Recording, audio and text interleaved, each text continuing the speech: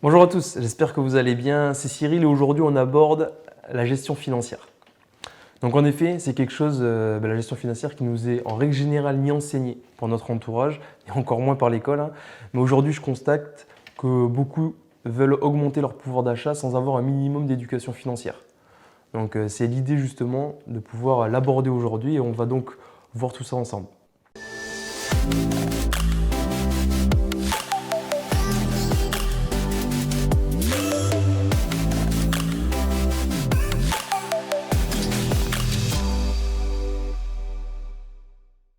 Déjà, le premier point, c'est gérer ses dépenses. Je pense que c'est la première phase d'enrichissement, c'est-à-dire que beaucoup confondent plaisir immédiat avec le plaisir différé.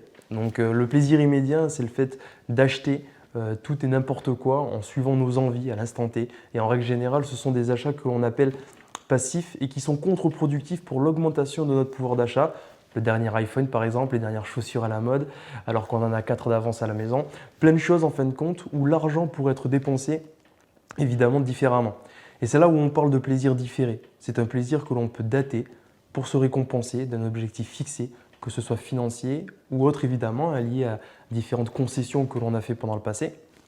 Donc moi j'aime bien une phrase qu'on voit dans des livres ou autres, mais qui dit que ton présent est le résultat de ton passé. À présent, tu sais comment changer ton futur. Donc notre vie d'aujourd'hui est le fruit des concessions, des placements de notre passé. Et si nos vies ne nous conviennent pas, c'est que l'on n'est pas satisfait de nos résultats. Évidemment, il faut faire des ajustements ou même des changements pour que notre situation future change et nous convienne. Pour vous donner un peu plus de concret, moi j'ai une philosophie dans la gestion financière où je m'oblige à investir 20% de mes revenus d'activité professionnelle. Je souligne le fait que ce soit des activités professionnelles, quand vous allez le comprendre, la nuance est importante. Donc moi, 80% restants sont pour payer mes charges fixes liées à la maison, à l'alimentation, à l'électricité ou autre. Vous allez me dire, tu ne te fais pas plaisir. Et en fait, si je démarre juste mes investissements, c'est vrai, je ne me fais pas plaisir. C'est-à-dire que je renonce finalement au plaisir immédiat. Et je me focalise par contre à investir les 20% chaque mois dans l'optique de générer des revenus complémentaires en parallèle.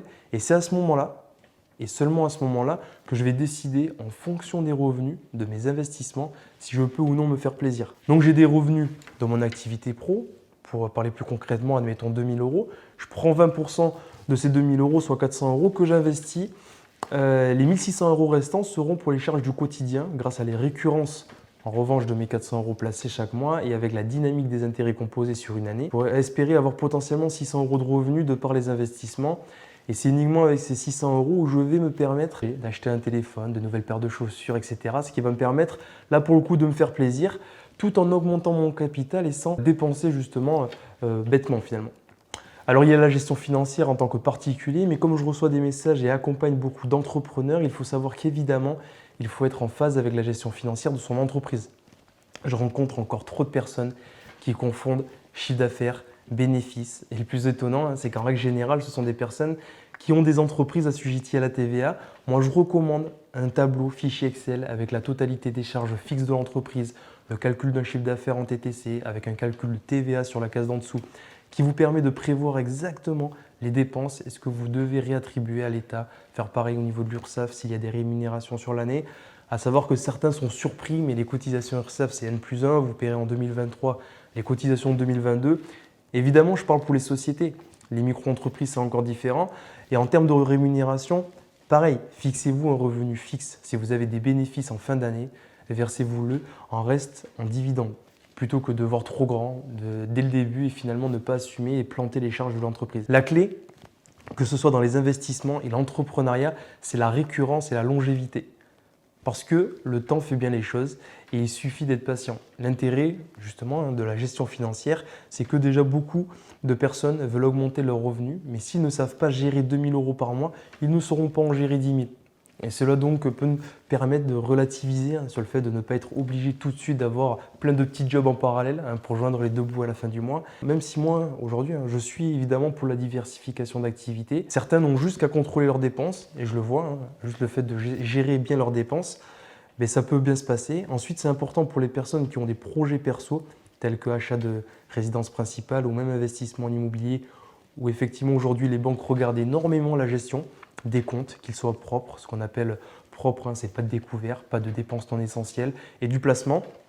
Donc d'ailleurs même j'encourage, hein, quand vous faites des virements pour investir ou autre, hein, dans le libellé, n'hésitez pas à détailler, alors pas mettre le détail de l'investissement, mais marquer placement. Donc voilà, ça va permettre de ne pas confondre avec un virement d'une dépense par rapport à la banque et qu'ils puissent voir que vous avez un réel contrôle sur votre gestion financière. Donc c'est évidemment ça, si vous avez besoin d'un établissement financier pour financer quelconque projet et qui leur permet de voir que c'est quelque chose qui est contrôlé et maîtrisé.